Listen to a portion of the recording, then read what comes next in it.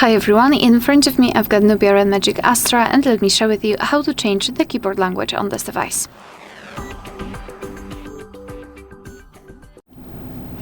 So let's begin with opening the app which will provide you with the keyboard. So for example, messages, notes, browser, settings, whatever.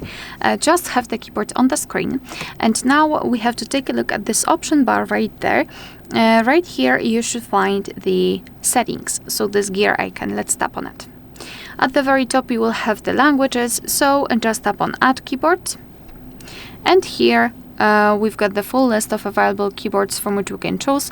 So let me scroll and find English and tap on it. Of course we can choose the region, so let me choose this one. And now we can choose the keyboard layout. So the number of keyboard layouts, it depends on the specific language.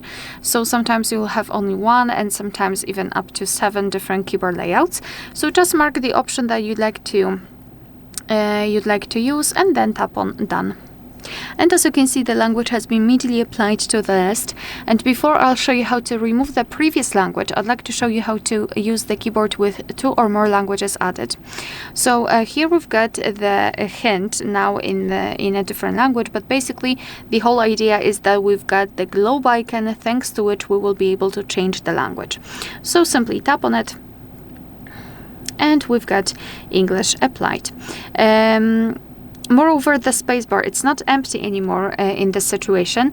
We've got the name of the language we are currently using, which is extremely useful, especially in the situation when the keyboard layouts are quite similar between different languages. Alright, so to remove the language, we have to open the settings again.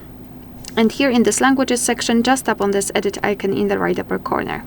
Mark the language that you'd like to remove and tap on the trash bin icon. And we've got only one language applied. Alright, so that will be all. Thank you so much for watching. Please hit the subscribe button and leave the thumbs up.